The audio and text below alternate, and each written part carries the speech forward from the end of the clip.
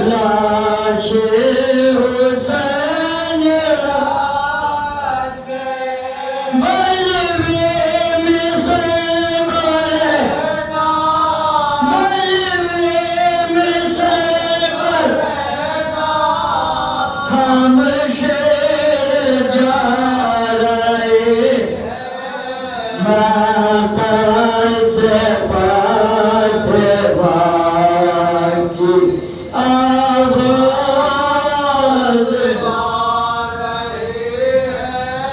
آفات میں سکے عباس جلاد کے تماچے جلاد کے تماچے میرے مکان ماتھا سے فاطمہ کی آواز پامال ہو رہے لاش حسین عباس آگے جاؤ عباس آگے جاؤ زینب بلا رہے ماتھا سے فاطمہ کی آواز کس کس کا غم منائے سبیغنا غریب بیٹا کس کس کا غم منائے زینب غریب بیٹا ایک لاش آ رہے ایک لاش آ رہے ایک گھر سے جا رہے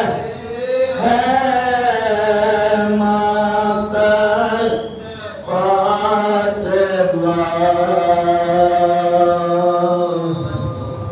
فاطمہ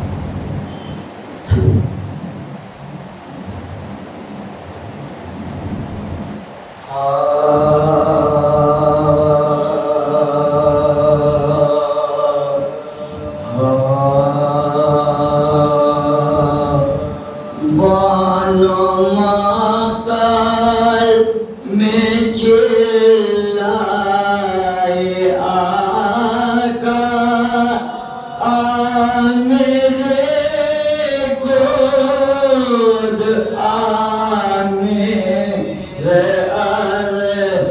ارے تجھ کو جھولا جھولائے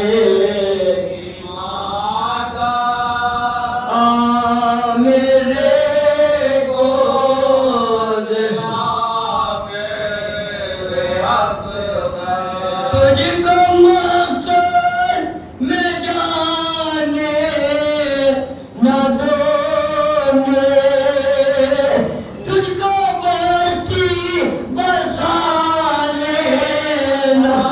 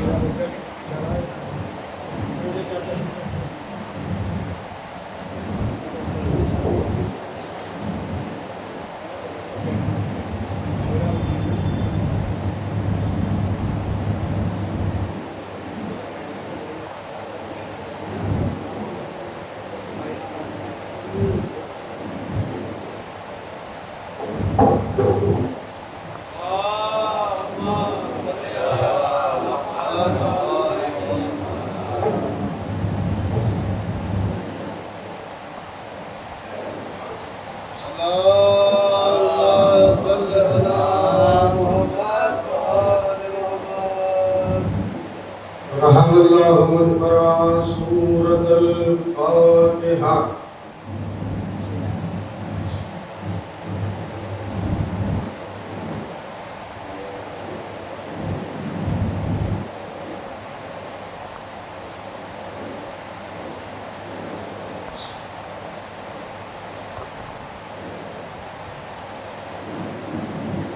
أعوذ بالله من الشيطان اللعين الرجيم.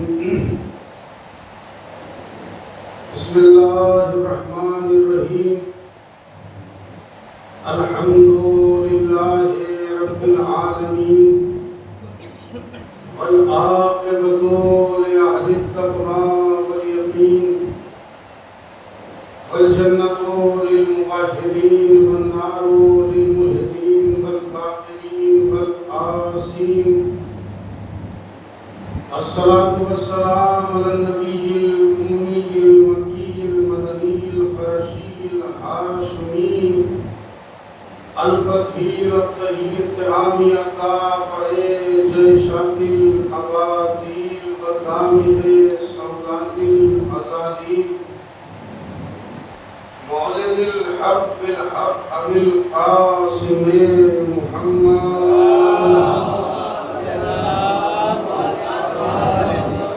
وعلى أهل بيته الطيبين الطاهرين المعصومين المظلومين المنتخبين المنتجبين ولعنة الدائمة الباقية على أعدائهم ومنكر فضائلهم ومصائبهم أجمعين. أما بعد فقد قال رسول الله صلى الله عليه وآله وسلم: إن هذه بنتي مسيلة خديجة صلوات الله عليها صلوات محمد. سرکار ختمی مرتبت کے پہلے مبارک سے نکلے ہوئے پاکیزہ الفاظ ہیں اور ان الفاظ کا ترجمہ میں بعد میں کروں گا. پہلے آپ کو یہ بتاؤں کہ آج جو اسلام ہمارے ہاتھوں میں ہے وہ اسلام مرہون منت ہے ابو طالب کی نصرت اور خدیجہ کی دولت پر. اور کمال کی بات یہ ہے کہ میزان حفاظت رسالت کے دونوں پلوں میں ایک طرف نصرت ابو طالب ہے تو دوسری طرف مال خدیجہ ہے. اس کا مطلب یہ ہے کہ اللہ رے پاکیز کیے مال خدیجہ کہ جسے قدرت اپنا کے کہتی ہے کہ پیغمبر ہم نے تمہیں غنی بنایا. دیکھیے تمہید میں دو چار جملے کہنا چاہتا ہوں. اکثر افراد یہ سمجھتے ہیں کہ میں کسی اعتبار سے ذاتیہ فکر ہوتا ہے بات کو کہنے کا. دیکھیے خدیجہ کی دولت نے درس دیا ہے. فکرہ سنیے گا, اچھا ہو تو تمہید سے یہ بتا دیجئے گا کہ مجلس سننے کے موڈ میں ہیں آپ, اور آپ کو پسند نہ آئے تو میں بھی اپنا وقت پورا کروں گا. سنیے, انسان کا دولت اور غربت کا معیار ہی اسلام نے ختم کر دیا. اسلام نے بتایا دولت ہو تو خدیجہ جیسی ہو اور غریبی ہو تو ابو ذر غفاری جیسی ہو. اور دونوں کرداروں کو بتایا اسلام نے کہ ہم کسی منزل پر کسی مایوس نہیں کرتے. دولت ہے تو فکر خدیجہ, سرمایہ قارون نہ ہو, اور غربت ہو تو خوددار یہ ابو ذر کی طرح ہو. توجہ ہے, میں نے جس حدیث کو سرنامہ سخن قرار دیا ہے اس میں پیغمبر اپنی نواسی جناب زینب کو فرما رہے ہیں کہ یہ میری نواسی خدیجہ جیسی ہے۔ اصل میں معاملہ کیا تھا؟ ہر بات کی شان فرمود ہوتی ہے، ہر بات کا جیسے شان نزول آیت کی ہوتی ہے ایسے ہی گفتگو کی بھی شان نزول ہوتی ہے۔ کس وقت پہ کہا، کن حالات میں کہا، کیسے کہا، کب کہا۔ تو پیغمبر اسلام کے پاس میں لوگ آئے اور آ کے کہا یا رسول اللہ ہم غریب تھے آپ نے روٹیاں کھلائی، ہم مقروض تھے آپ نے قرض دلایا، ہم پریشان تھے آپ نے تجارت میں شریک کیا، ہم بے ایمان تھے آپ نے صاحب ایمان بنایا، ہم لا مذہب تھے آپ نے مذہبی بنایا، ہم بے دین تھے آپ نے دین سکھایا۔ تو ہم آپ تو نبی ہیں لیکن جس کی دولت ہمارے کام آئی ہے ہم اس خدیجہ کے احسانات کا کچھ بدلہ لینا چاہتے ہیں۔ اب ایک جملہ کہہ کے بات کو آگے بڑھاؤں کہ تاریخ کے پیشانی پر یہ واقعہ لکھا ہے کہ لوگوں نے آ کے کہا کہ ہم خدیجہ کے احسانوں کا کچھ بدلہ لینا چاہتے ہیں اور دولت اکٹھی کر کے رسول کے پاس آئے۔ تو اس کا مطلب یہ ہوا کہ اس دور کا مسلمان کتنا بھی خراب تھا مگر خدیجہ کے احسانات کو مانتا تھا۔ میں جانتا ہوں مسلسل پروگرام ہے اور آپ تھکے ہوئے ہیں مگر سرکار گاڑی تو نہیں چلے گی جب تک آپ کا میرا تال میل نہ ہو جائے۔ توجہ سے سنیے گا۔ تو اس وقت کا مسلمان یہ جانتا تھا نا کہ خدیجہ کے احسانات ہیں۔ تو جناب پیغمبر اسلام نے فرمایا میرے کے بالکل تمہید کے جو جملے ہیں اور بات کو ختم کر رہا ہوں، کہا کہ ٹہرو، اگر تم خدیجہ کے احسانوں کا جواب دینا چاہتے ہو تو ذرا ٹہرو۔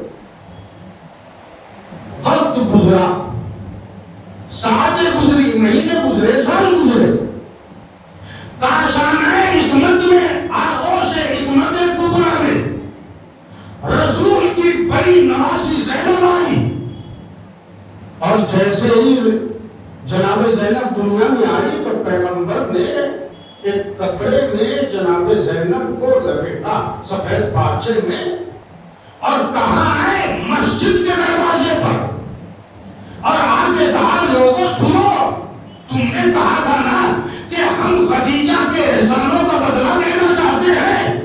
اس وقت یہ فرمایا جو میں نے تلاوت کیا، اِنَّا بِنْتِ هَٰذِهِ مَسِيرَةُ خدیجہ، بس یہ سمجھ لو میری زینب خدیجہ کیسی ہے،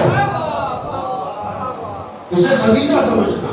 اور خدا کی قسم کیسے نہ ہو، اب پیغمبر کے قول کی تصدیق تو ہونی چاہیے۔ میں آپ کو بتاؤں کہ بات کیا ہے بھائی، مشن کے بنانے میں اور مشن کو باقی رکھنے میں یہی تو دو مرحلے ہیں، تیسرا تو کوئی مرحلہ ہوتا ہی نہیں ہے۔ کسی پروگرام کو شروع کرنا اور پھر اسے باقی رکھنا، اسے انجام کار تک پہنچانا، بھائی یہی تو وجہ ہے۔ پیغمبر کو احساس تھا کہ خدیجہ وہ ہے جس کا احسان ہے بنا لا الہ الا اللہ پر، زینب وہ ہے جس کا احسان ہے بقائے لا الہ الا اللہ پر۔ تو یہ پیغمبر نے فرمایا کہ میری نواسی زینب مسیل خدیجہ ہے۔ اور سرکار میں آپ کو کیا فضیلتیں سناؤں جناب زینب کی، اور میں کیسے فضیلتیں سنا سکتا ہوں؟ ایک خاکی انسان اخلاقی کی کیا فضیلت بیان کرے، مگر ایک بات ضرور کہوں گا، جاہلوں میں اپنے کو عالم کہلوانا اور ہے، توجہ ہے نا، جاہلوں میں اپنے کو عالم کہلوانا اور ہے، گنگوں میں اپنے کو خطیب کہلوانا اور ہے، بد شکلوں میں اپنے کو حسین کہلوانا اور ہے، غریبوں میں اپنے کو امیر کہلوانا اور ہے، لیکن اللہ اللہ وہ قبیلہ کہ جس میں سب صاحب عقل ہو، اس میں اپنے کو عقیلہ بنی ہاشم کہلوانا صرف زینب کا کمال تھا۔ عقیلہ بنی ہاشم۔ اور جو لوگ زیارت پہ جاتے ہیں ان سے پوچھئے کہ مرقد شہزادی جناب زینب پر لکھا ہوا ہے حاضی قبرو عقیدت بنی ہاشم، یہ بنی ہاشم کی عقیدہ ہے۔ آپ نے اور نہیں فرمایا کہ عاقلہ کیوں نہیں کہا، عقیدہ کیوں کہا؟ اصل میں عاقلہ وہ ہوتی ہے جس کی عقل اس سے کبھی کبھی جدا ہو جائے، مگر عقیدہ وہ ہوتی ہے کہ شعلے بھڑک رہے ہو مگر اپنے منصب کو نہ بھولے۔ عقیدہ بنی ہاشم ہے جناب صاحب۔ اور میں آپ کی خدمت میں ایک فکر کروں اور بات کو آگے بڑھانا چاہتا ہوں۔ حیدرآباد کے ایک سنی عالم ہیں اور انہوں نے جناب زینب سلام اللہ علیہ کی بڑی تعریف کی ہے۔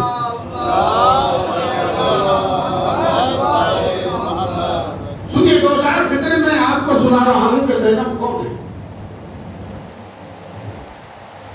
لکھتے ہیں کہ زینب اس ذات کا نام ہے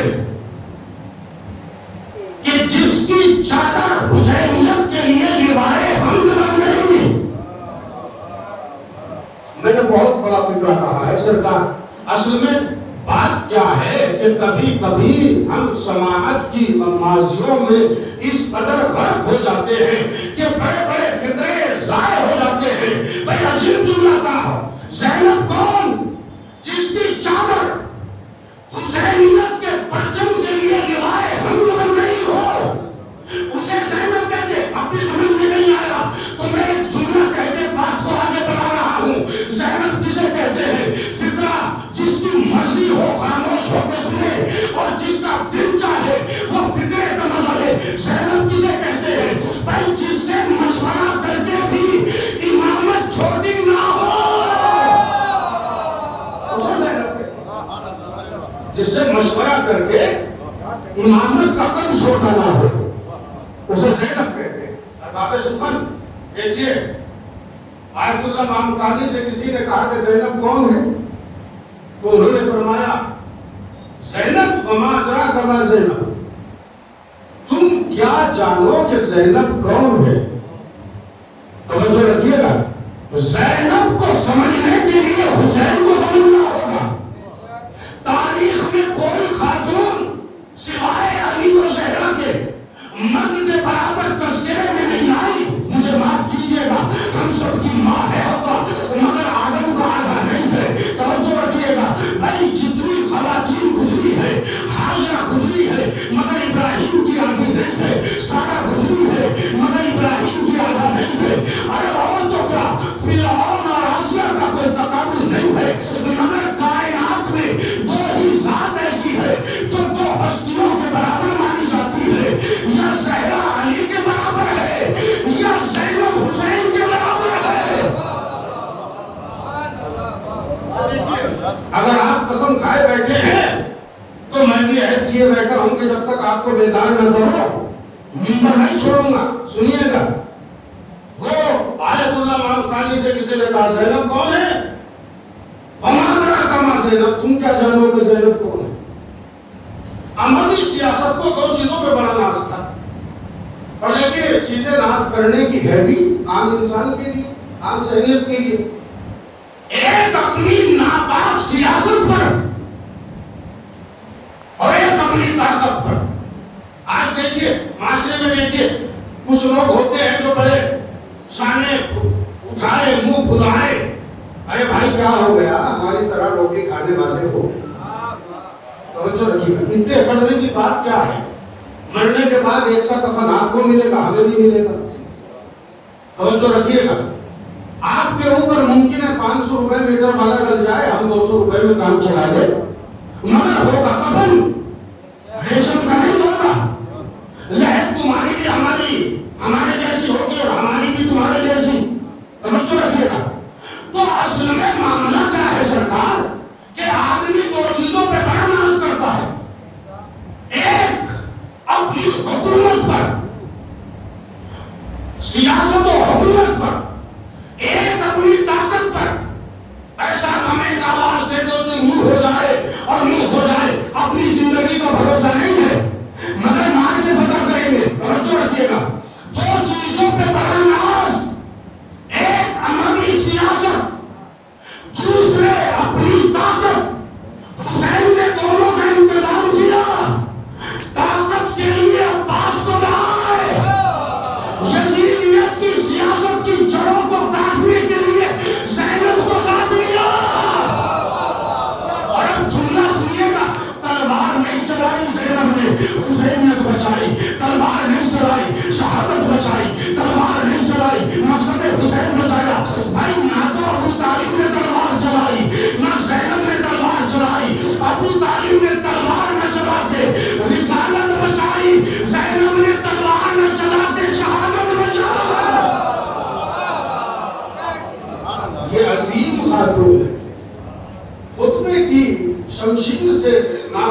سیاست کو کاٹ دیا.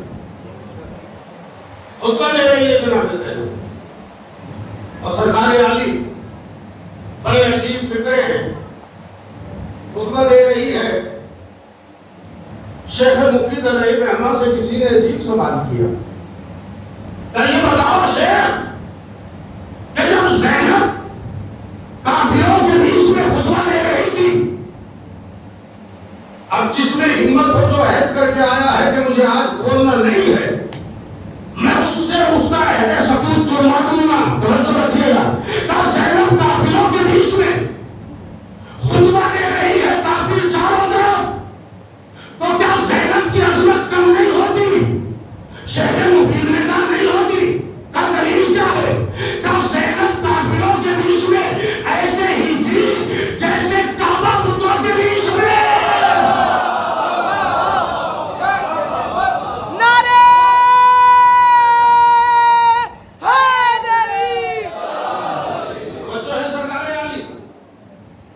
جیسے کعبہ بتوں کے بیچ میں تھا اور کعبے تک بات آ گئی تو سرکار انیس کا ایک خیال جملہ بنا کے جملہ پیش کروں. توجہ رکھیے گا. آج کل کے تو شاعر ماشاءاللہ انیس صاحب کو چرائیں گے، نبیر صاحب کو چرائیں گے، جوش کو چرائیں گے. اس کے بعد میں بڑے کروڑوں کر سے ہم شاعر اعظم ہیں. کتنے شاعروں نے انیس کا یہ خیال چرایا جو میں کہنے جا رہا ہوں کعبہ اور زینب کے حوالے سے. جنہیں مرثیوں کا شوق ہو، بھائی عالم مہدی ذرا توجہ رکھیے گا، جنہیں مرثیوں کا شوق ہو وہ جا کے دیکھیں. سرکار انیس کا مرثیہ ہے جب توق و سلاسل میں مسلسل ہونے عابد، مشہور زمانہ مرثیہ ہے. اس میں ایک مصرع ہے سرکار انیس علی اللہ مقامہ کا. توجہ رکھیے گا. وہ جناب سید سجاد کی زبانی جناب زینب کو کہہ رہے ہیں عالم تقدیر میں. کیا کہہ رہے ہیں؟ کوشش نہ ہو کعبے کی تو زینت نہیں جاتی.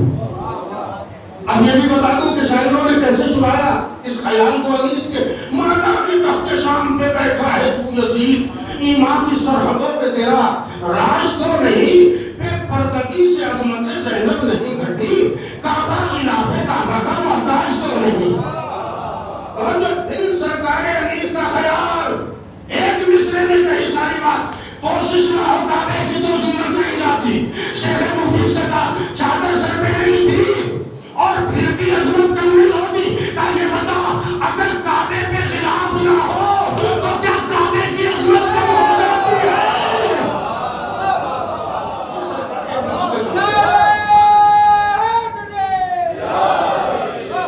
جو ہے سرکار شیخ مفید کا جملہ میرا اپنا نہیں ہے.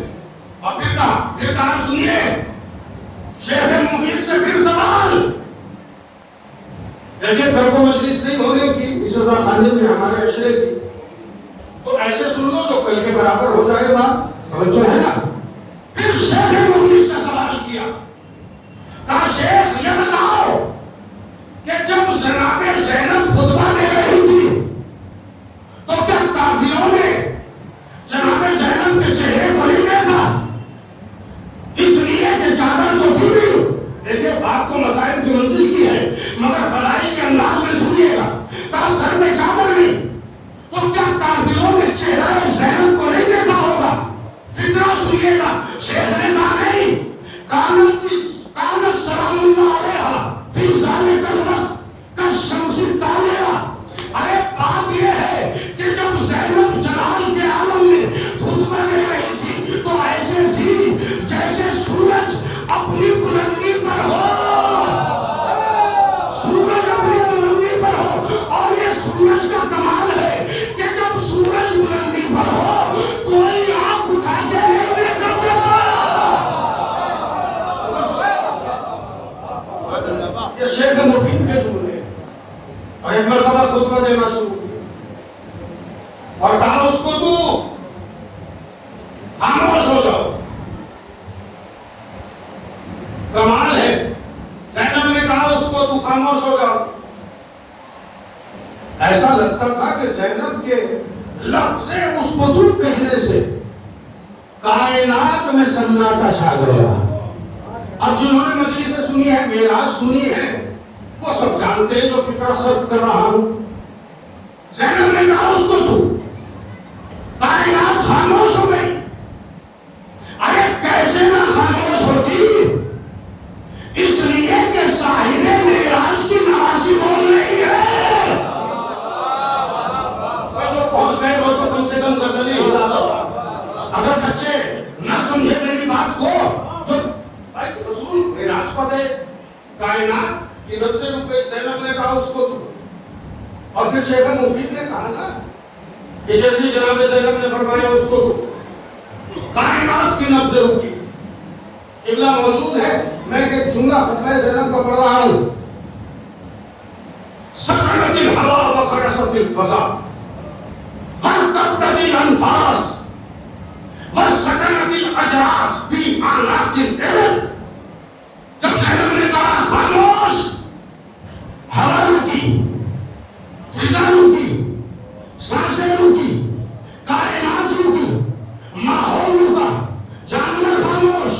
حد یہ ہے کہ اونٹوں کے گلوں میں پڑی ہوئی گھنٹیوں کی آواز بھی خاموش. بھائی وجہ کیا تھی؟ تو شیخ مفید کے جملے پڑھ رہا ہوں سرکار، میرے اپنے نہیں ہے. شیخ مفید نے کہا، انہوں نے کہا سلام اللہ علیہ حفیظہ نے کہا کان سلام اللہ علیہ کانما صدر الامر اللسان والامر. اصل میں زینب کا یہ کہنا خاموش ہو جاؤ ایسا تھا کہ جیسے امام حکم دے رہا ہو. شیخ مفید نے کہا زینب سلام اللہ علیہ اس وقت نائبۃ الامام، امام کی نیابت میں گفتگو کر رہی تھی. تو جیسے کہا اس کو تو خاموش ہو جاؤ، سب خاموش ہو گئے اور کائنات کی نبض رک گئی. اب جناب زینب نے خطبہ پڑھا اور اس خطبے کے دو چار جملے انشاءاللہ آپ کی زحمت سماعت کو اختتام پذیر کروں گا.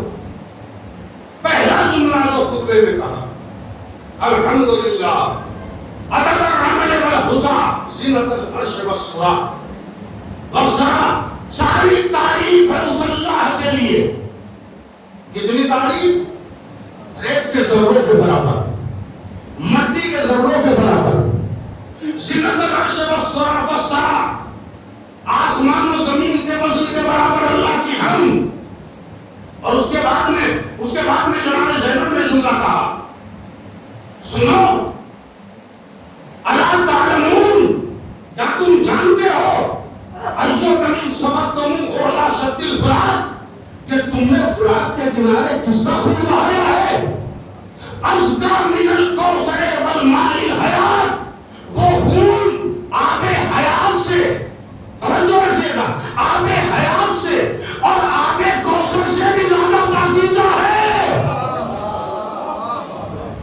وہ جناب زینب نے فرمایا سنو ہاتھ قضا، خوش ہو رہے تھے نا درباری، تو جناب زینب نے فرمایا ہاتھ قضا یفرح البغاة بقتل الحداد. جملہ سنیے دل تھام کے اور مجھ پہ تبرع کا الزام نہ لگائیے. زینب سلام اللہ علیہ کا جملہ ہے ہاتھ قضا یفرح البغاة بقتل الحداد. پھر جملہ پڑھ رہا ہوں، جس کی مرضی ترجمہ کرے اور اگر غلط ترجمہ کروں تو مجھے روک دے. ہاتھ قضا یفرح البغاة بقتل الحداد.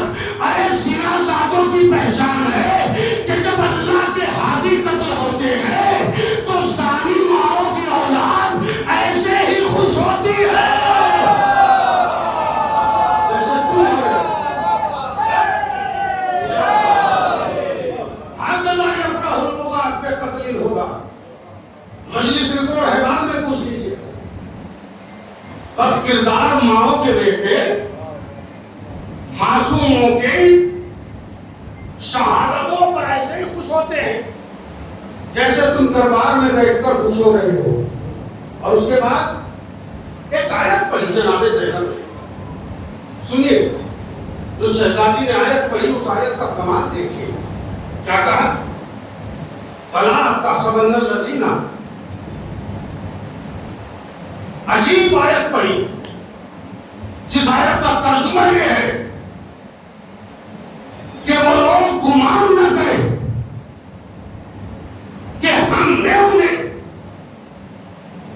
ڈھیل اس لیے دی ہے کہ یہ ڈھیل ان کے لیے وَلَا يَحْسَبَنَّ الَّذِينَ كَفَرُوا أَنَّمَا نُمْلِي لَهُمْ خَيْرٌ لِأَنفُسِهِمْ إِنَّمَا نُمْلِي لَهُمْ لِيَزْدَادُوا إِثْمًا وَلَهُمْ عَذَابٌ أَلِيمٌ. یہ آیت جناب زینب نے پڑھی. کیا کہا؟ دیکھو جو لوگ کفر اختیار کیے ہوئے ہیں، کافر یہ گمان نہ کرے کہ ہم نے انہیں اس لیے مہلت دی ہے کہ یہ مہلت ان کے لیے اچھائی ہے، بلکہ ہم نے انہیں اس لیے مہلت دی ہے کہ ان کی گناہوں کی رسی اور طویل ہو جائے. بھائی توجہ رکھیے گا. کیا کہا؟ کافر یہ گمان نہ کرے، کافر یہ گمان نہ کرے. بھائی فکرے کو 3 بار کہوں گا تاکہ آپ سمجھ جائے.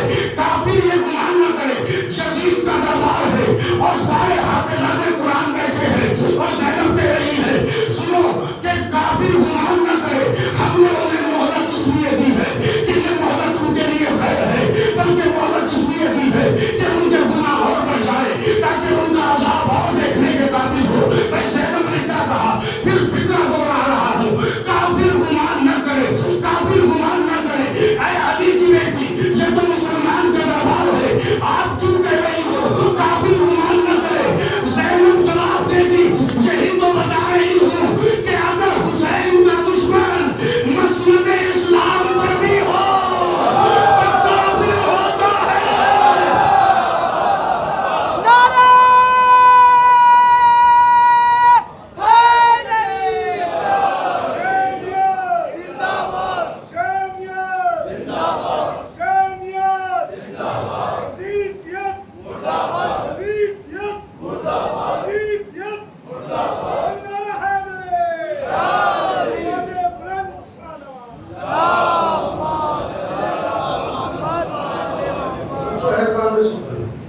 اور اس کے بعد میں ایک چیلنج کیا علی کی بیٹی نے.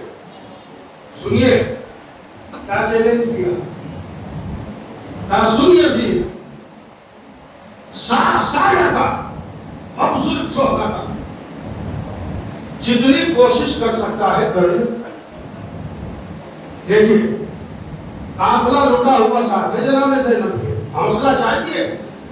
خطابت کرنے کے لیے کتنا آرام ہوتا ہے؟ 2 گھنٹے خطیب مجلس پڑھتا ہے، 2 اشرے پڑھتا ہے، اٹھا نہیں جاتا. ابھی تو ہے نا. زینب خطابت کر رہی ہے دشمن کے دربار میں، تھکی ہوتی ہے، مصیبت زدہ ہے، بھائی کا سر، بھتیجوں کا، بیٹوں کا سر. اور اس کے بعد جناب زینب کہہ رہی ہے. ایسا لگتا ہے کہ جیسے زینب نہیں علی کے لہجے میں عباس کا رج رہے ہو. جتنی کوشش کر سکتا ہے کر لے. یہ ہے چیلنج جناب زینب کا. 7 سال کا جتنی کوشش کر سکتا ہے کر.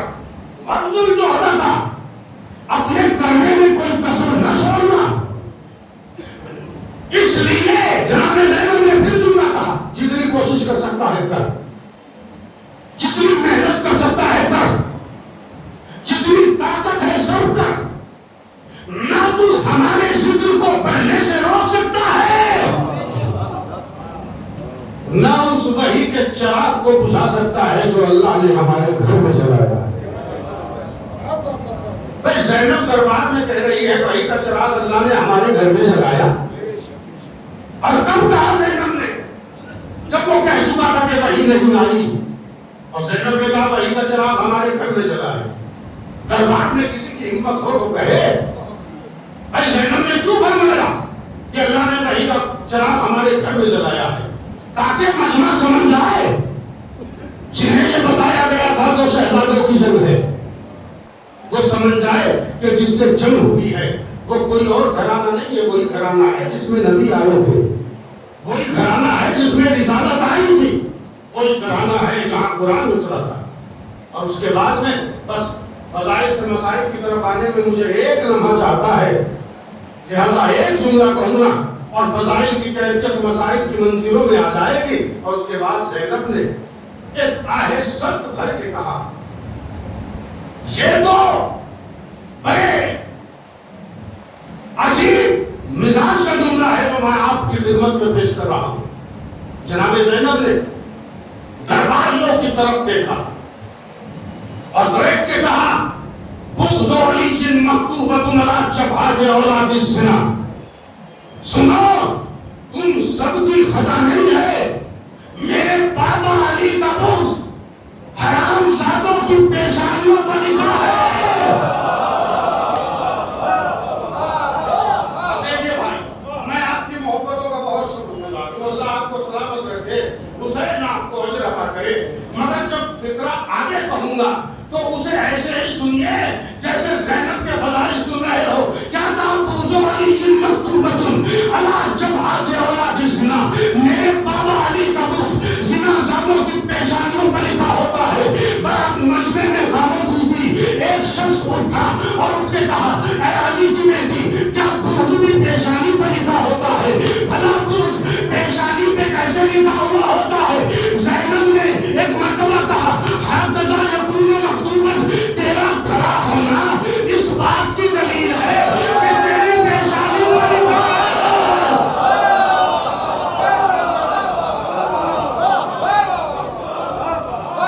میرے بابا علی کا بغض زنا زادوں کی پیشانیوں پر لکھا ہوتا ہے. باب رضا، خدا کی قسم میرا اپنا فکرہ نہیں ہے. ایک مشہور فقیر کہا کرتے تھے کربلا کچھ نہیں ہے سوائے فضائل علی کے انتقام کا. اور یقین مانیے جناب زینب کے خطبوں کو اٹھائیے، ان سے یہی سبق ملتا ہے. امام حسین نے کربلا کے میدان میں یہی تو کہا کیا میں نے دین اسلام کو بدلا؟ ہمت ہوتی تو کہتے کہ حسین تم نے شریعت پیغمبر اسلام بدلی. حسین یہ نہیں پوچھ رہے تھے کہ کیا میں نے شریعت بدلی. اصل میں امام ہے اور امام کا کلام امام الکلام ہوتا ہے. حسین نے یہ جملہ کہہ کے کیا میں نے شریعت بدلی؟ قاضی شریح کے اس فتوے پر حملہ کر رہے تھے جس میں یہ کہا تھا اپنے جد کی روشنی میں حسین واجب القتل ہے. حسین بتا رہے تھے کیا میں نے شریعت کو بدلا؟ کیا میں نے دین محمدی کو بدلا؟ مگر نہیں، کوئی جواب نہیں دیا.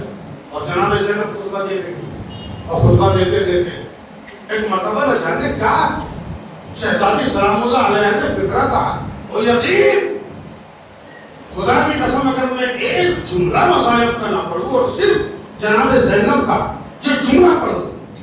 دراصل بات کیا ہے بھائی، ہماری معرفتیں کم ہو گئی. ورنہ ایک آیت اللہ کے گھر میں مجلس ہو رہی، دوسرے آیت اللہ پڑھ رہے تھے. انہوں نے مصائب پڑھتے ہوئے صرف ایک جملہ کہا زینب دربارے ابن زیاد ہونا. مجمع رونے لگا، جن کے گھر میں مجلس ہو رہی تھی وہ بھی رونے لگے. ہاتھوں کو جوڑ لیا آیت اللہ کے سامنے اور جوڑ کے کہا، ہاتھوں کو جوڑ کے کہا، جن کے گھر میں مجلس ہو رہی تھی انہوں نے ہاتھوں کو جوڑا اور جوڑ کے کہا سرکار اور نہ کچھ پڑھیے، ہمیں اسی جملے کا حق ادا کرو. کیوں پہلو سے طرف کر دل مستر نکلے بنت خاتون جنا اور پھلے سے مردے. نہ جانے کیا دماغ میں آیا لوگوں کے کہ حسین ابن علی کو قتل کر ڈالا. اور تو جناب زینب سلام اللہ علیہ نے اچانک ایک جملہ کہا. بس وہ فکرہ سنیے گا، مصائب کے لیے کافی ہے. اگر میں یہ جملہ پڑھ کے منبر سے اتر جاؤں تو مجھے گہوارہ علی اصغر کی قسم مصائب کا حق ادا ہو سکتا ہے. مگر نہیں ہے باب رضا، جملہ سنیے گا. زینب نے کہا او یزید، یہ تو وقت کی بات ہے کہ عباس کی بہن اور تجھ سے دربار میں کلام کر رہی ہے. زینب نے یہ جملہ عباس کی بہن اور تجھ سے کلام کرے. اور یہ کہہ کے زینب نے کہا کیا یہی انصاف ہے کہ تیرے گھر کی کنیزیں تو پردے میں رہتی اور مصطفیٰ کی بیٹیاں ننگے سر کھڑائی ہیں. اور باب رضا جھولا نکلنا ہے نا، دو چار فکرے ہیں جناب علی اصغر کے حوالے سے. اصل میں جناب علی اصغر کی شہادت کیوں بیان ہوتی ہے اور کیوں اتنے اہتمام سے شیعہ جناب علی اصغر کے مصائب سنتے ہیں؟ دراصل خدا کی قسم کربلا میں حسین کی معصومیت کی مہر کا نام ہے علی اصغر. علی اکبر کا تذکرہ ہو دنیا سمجھ سکتی ہے کہ تلوار لے کے آئے ہوں گے، قاسم کا تذکرہ ہو دنیا کہہ سکتی ہے تلوار لے کے آئے ہوں گے، عباس ٹوٹا ہوا نیزہ ہی صحیح لے کے آئے ہوں گے، مگر جب 6 مہینے کے بچے کا تذکرہ ہوگا اب کون کہے گا کہ اصغر تلوار لے کے آیا؟ سنیے، پیاس کی اس منزل پر تھے علی اصغر کہ اگر حسین میدان میں نہ لاتے تو علی اصغر پیاس کی شدت سے مر جاتے۔ اور باقی ایسا جھولا نکلے گا، میں آپ کو بتاؤں ہم جھولا کس کی یاد میں نکالتے ہیں؟ ارے جھولا تو سونا ہو گیا تھا علی اصغر کے بعد، جھولا تو تابوت بن گیا تھا علی اصغر کے بعد۔ اور باقی ازا ہم اس ماں کی یاد میں جھولا نکالتے ہیں۔ کتاب شیر خار کربلا میں لکھا ہے کہ جب رباب کو اصغر کی یاد آتی تھی تو خالی جھولا ہلاتی تھی، اور جب کوئی پوچھتا تھا اے رباب ارے یہ کیا کر رہی ہو، کہا خاموش رہو، ارے میرا اصغر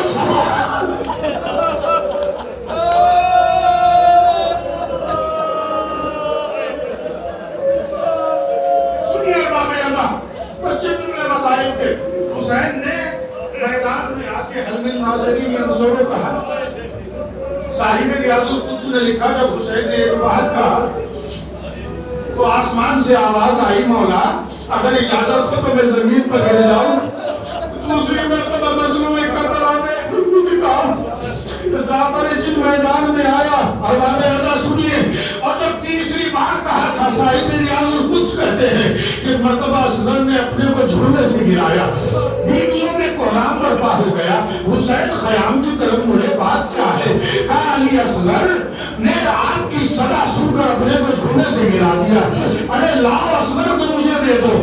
ام رباب نے انگلیوں کا شانہ اصغر کی ننھی جوتوں میں پھیلایا، اور نہ چاہنے کیا سوچ کر اصغر کو پیار کیا۔ میں کہوں گا رباب ارے یہ آخری پیار ہے، اس کے بعد اصغر میں اثر نہیں ہوگا۔ میدان کی طرف آئے، میدان کی طرف آئے، اور آگے کہا ایک جملہ جو صاحب مقاتل نے لکھا، فوج اشلیہ کی طرف دیکھا اور دیکھ کے حسین نے کہا الا ترون کیف یتلذا، ارے دیکھو تو صحیح میرا بچہ کیسے تڑپ رہا ہے۔ علماء نے لکھا کہ بچے کے تڑپنے کو یتلذا نہیں کہتے، پرندے کے پھڑپھڑانے کو یتلذا نہیں کہتے، جانور کے ذبح ہونے کو یتلذا نہیں کہتے، بلکہ مچھلی کے تڑپنے کو یتلذا کہتے ہیں۔ پھر علماء نے لکھا کہ مچھلی کی 3 کنڈیشن ہوتی ہے، جب پانی سے نکلتی ہے تڑپتی ہے اچھلتی ہے، مگر اسے بھی تلذا نہیں کہتے۔ پھر اس کے بعد میں ایک منظور آتی ہے کہ جب مچھلی کی طاقت کم ہو جاتی ہے تو کبھی دائیں کروٹ لیتی ہے، کبھی بائیں کروٹ لیتی ہے، اور باب ازا اسے بھی تلذا نہیں کہتے۔ آخری منزل جو مچھلی پر آتی ہے تو کروٹ لینے کی بھی ہمت نہیں ہوتی، بس کبھی منہ کھولتی ہے کبھی بند کرتی ہے۔ حسین نے کہا دیکھو صحیح ارے میرا اصغر کیسے مچھلی کی طرح۔ ہر باب ازا سنے، مگر پانی نہیں دیا کسی نے۔ علی اصغر کے گلے پر 3 بھال کا تیر لگا، حسین نے خون کو چنگو میں لیا اور کہا اے پروردگار گواہ رہنا، چہرے پہ ملا ہے اصغر کے خون کو۔ آسمان کی طرف رخ کیا، آسمان سے آواز آئی اے مولا ارے خون ناحق کا قطرہ میری طرف نہ آئے۔ زمین کربلا نے انکار کیا، آپ نے غور نہیں فرمایا۔ بھائی کربلا کے میدان میں، جس کربلا کی زمین میں اکبر کے خون کو برداشت کیا، اور محمد کے خون کو برداشت کیا، قاسم کے خون کو برداشت کیا، اصحاب حسینی کے خون کو برداشت کیا، اصغر کے خون کو برداشت نہیں کیا۔ چہرے پر ملے اصغر کی لاش کو لے کے چلے، میں کہوں گا یا علی خیبر